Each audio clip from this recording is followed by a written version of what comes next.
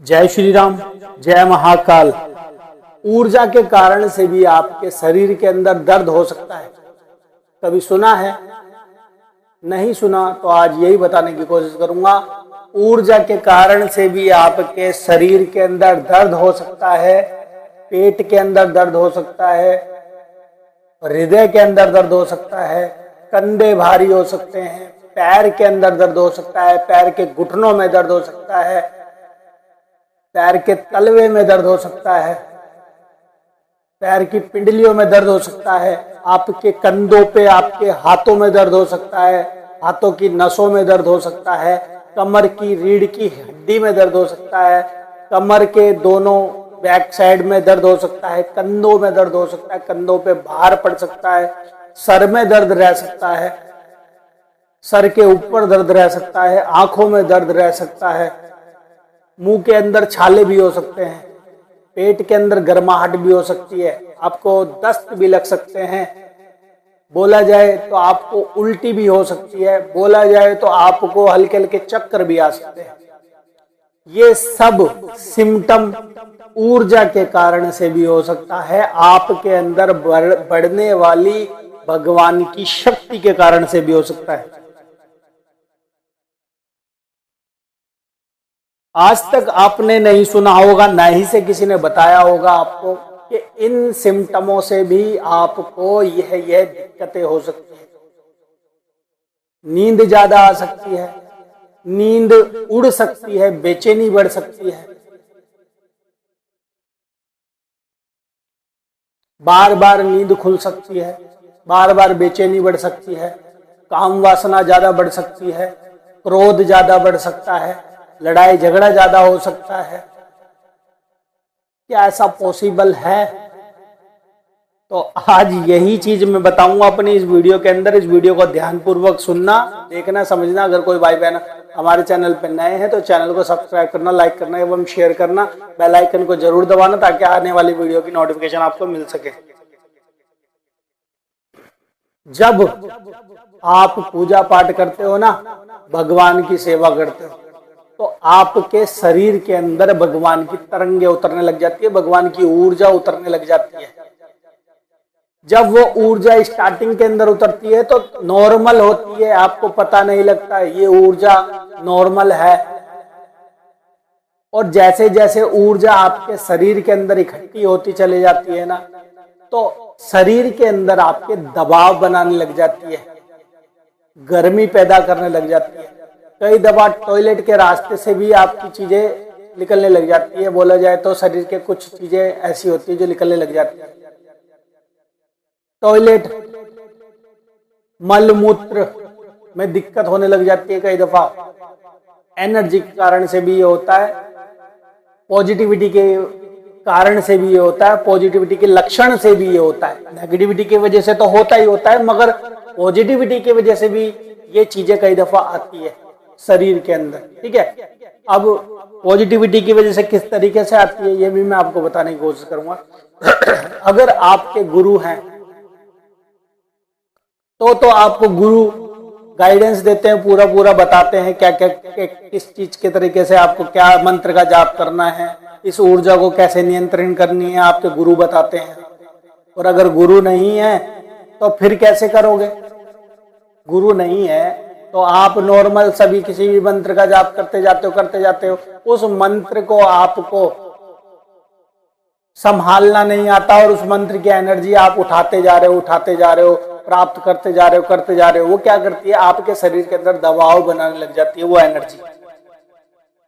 वो एनर्जी आपके शरीर के अंदर दबाव बनाने लग जाती है। आपके शरीर के अंदर कोई जगह ऐसी होती है जहां ठहरने लग जाती है।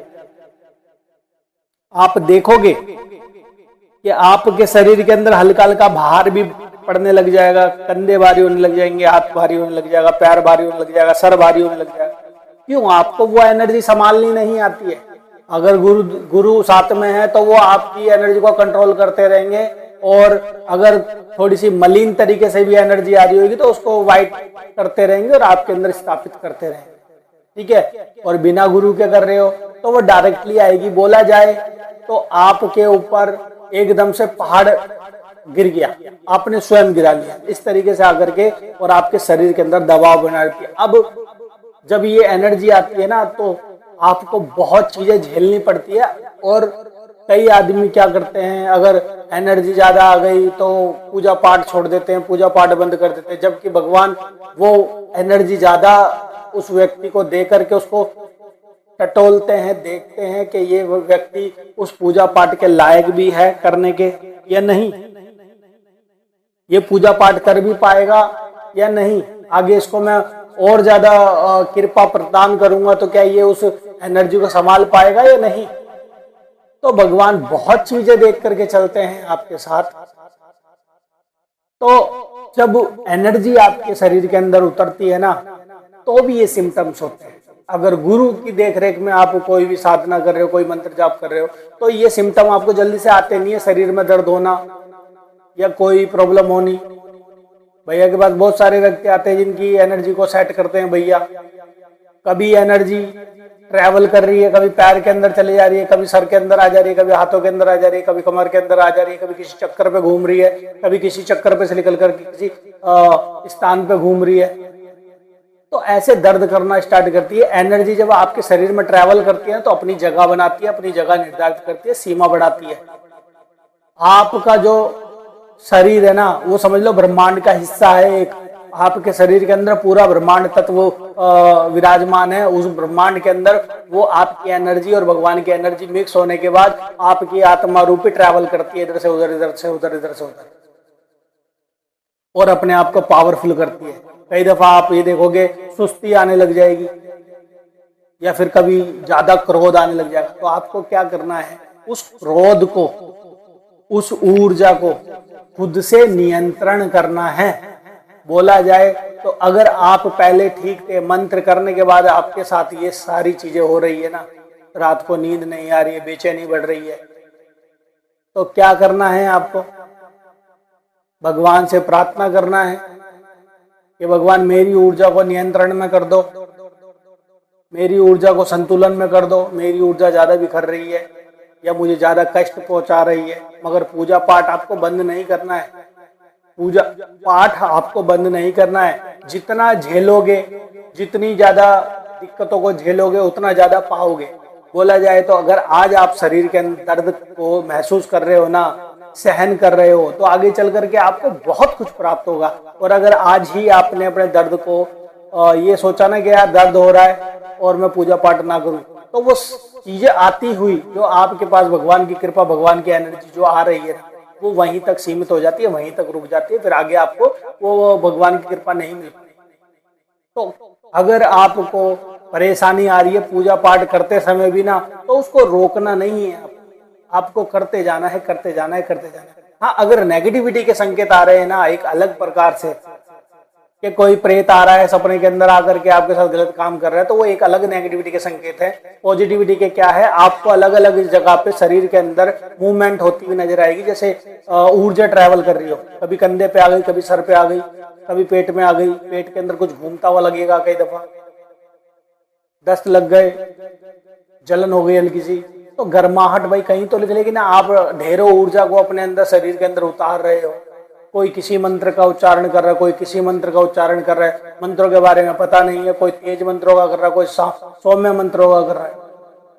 अगर आपसे ऊर्जा सहन नहीं हो रही है तो उस मंत्र को थोड़ा सा कम कर दो, मगर मंत्र को बंद नहीं करना, मंत्र को छोड़ना नहीं है। बोला जाए तो आप 10 माला कर रहे हो तो उस माला की 5 माला कर दो भले ही, मगर उस मंत्र को छोड़ना नहीं है। जो भी साधना कर रहे हो, जो भी मंत्र जाप कर रहे हो, उसको छोड़ना नहीं है, नहीं तो देवता रुष्ट हो जाएंगे, देवता आपके पास से एनर्जी लेकर के चले जाएंगे और फिर आप बाद में सोचोगे कि मुझे पहले बहुत कुछ महसूस होता था, अब महसूस नहीं होता। तो कहने का अर्थ यही है, अगर आप भगवान के मंत्र का जाप कर रहे हो और मंत्र के जरिए एनर्जी आ रही है तो भैया झेल लो, थोड़ा सा संभाल लो, आगे चल करके वो एनर्जी आपको लाभ देगी। और अगर एनर्जी नहीं सहन कर पा रहे तो फिर आपके लिए क्या बोलना, फिर आपको एनर्जी आगे कोई भी एनर्जी प्राप्त नहीं होगी। भगवान देखेंगे कि आप अभी एनर्जी संभाल नहीं पा रहे। अगर तुम्हारे को वास्तविक में अगर कुछ दे दिया, भगवान ने कोई सिस्टम दे दिया, कोई सिद्धि दे दी, कोई सिद्धियां दे दी 2-4, तो आप उसको सहन नहीं कर पाओगे, उनका तेज सहन नहीं कर पाओगे, उनका प्रकाश सहन नहीं कर पाओगे। तो कहने का अर्थ यही है, अगर एनर्जी, अगर कोई मंत्र जाप कर रहे हो उसके जरिए एनर्जी आ रही है तो सहन कर लो, आपको ही लाभ होगा आगे चल करके। थोड़े दिन सहन करोगे, 15 दिन दिक्कत रहेगी, 15 दिन के बाद अपने आप नॉर्मल हो जाएगी। 1 महीने दिक्कत होगी, उसके बाद नॉर्मल हो जाएगी। क्यों? 1 महीने दिक्कत होगी, सहन करते रहोगे, सहन करते रहोगे, सहन करते रहोगे, सहन करने की आदत पड़ जाएगी आपको। और सहन करने की आदत पड़ जाएगी, भगवान देखेंगे क्या सहन करने की आदत है, तो चलो अब दूसरी चीज देते हैं, तो शरीर के अंदर दूसरा कष्ट बना देंगे, उसको सहन करोगे, उसको सहन करने की आदत पड़ जाएगी। तो फिर भगवान देखेंगे कल को अगर ये किसी की नेगेटिविटी काटता है, किसी के प्रेत उठाता है और प्रेत इसके शरीर के अंदर दबाव देता है, तो उसको दिक्कत नहीं होनी चाहिए, तो ये सहन कर लेगा। तो भगवान आपके लिए बहुत चीजें देखता है भाई। तो आशा करूंगा कि आप इस भैया की वीडियो से संतुष्ट होंगे। भैया की वीडियो समझ में आई होगी आप, अगर समझ में आई है तो लाइक शेयर सब्सक्राइब जरूर करना, प्यारा सा कमेंट जरूर करना। तो आज के लिए इतना ही। जय श्री राम, जय महाकाल, आप सभी का दिन मंगलमय।